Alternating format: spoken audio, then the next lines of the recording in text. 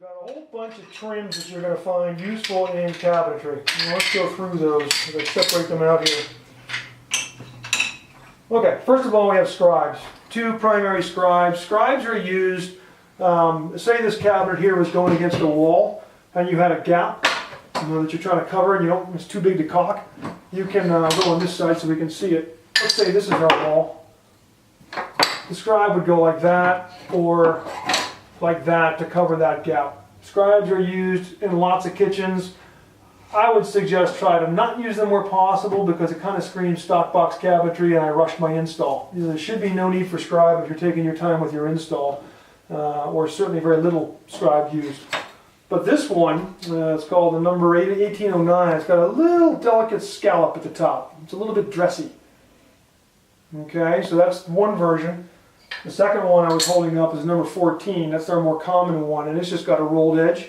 It's wide, it's 1.25 inches wide, but you can rip it to whatever you want. And this bottom edge is flat, so you can run that through your table saw and take that down to a much narrower molding if need be. A similar molding to the scribe, but a little bit different purpose. This is the batten molding.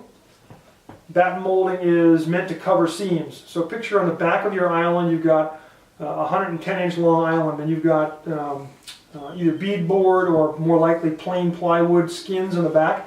And there's going to be seams where those skins come together. You can always run this batten molding vertically as a decorative piece to cover that seam. Some people will also use it as a shelf molding. They'll take a 3/4 inch thick shelf and then tack this to the front of that shelf so it makes it look, as you're viewing it, like a thicker shelf than it really is. So there's a couple different uses for that one that we see. While we're talking about islands, Conestoga has a couple of 135-degree moldings. Let's say you had a bat wing shaped island bar where, when I say bat wing, it's shaped like that. And you've got two legs and a shaped like a bat. These moldings would transition on the outside of that bar where your veneer comes together. This would cap off those cut edges because it's very difficult to take 1/4 inch or 1/8 inch plywood and get a nice tight seam. So this becomes a decorative way to join off the back side of your island where your veneers meet. There's a wide one. This is the 1995 degree molding. There's a narrow one, and this one is the 1319. I don't know the names on these ones often because I don't use them very much, but I'll just read the labels. This is a common one. This is like a shoe molding. So after you're done your installation, you want to run around the kitchen at the base to close in the gap where your toe kick meets your floor. This 583 shoe molding is very popular. It's a very traditional 3/4 by 1/2 inch rounded shoe molding. You can get it anywhere. What's nice is it comes matching your cabinets, which you can't get anywhere. So we have a couple of outside corner moldings. If you were an inside and outside, I should say. This is the outside, number 12, where it sits. Say this is the outside of a bar where you have your veneered paneling on the side of the cabinet. You don't want to see your cut edge of your paneling on the back, so this could be your outside corner.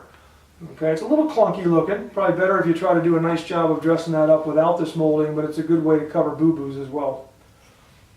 And then an inside corner, typical cove molding, 3/4 by 3/4 cove.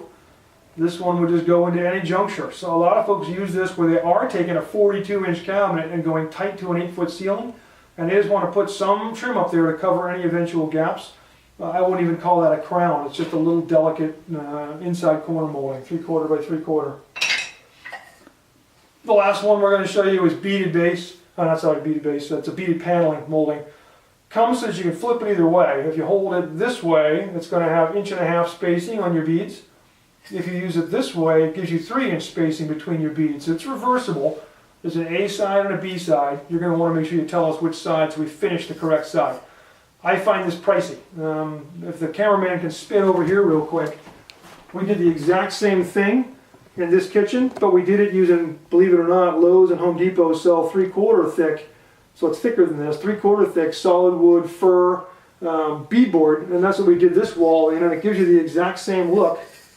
Probably not even see that up there. It gives you the exact same look for a lot less money, and you're getting a more substantial molding. So I almost push you away from using this unless you absolutely had to, because it's kind of expensive, but it's in the offering if you feel like you need it. So that wraps up our moldings and trims. There's lots more to the program. We're just covering the basics. Give us a call if you have any questions. 888-211-6482.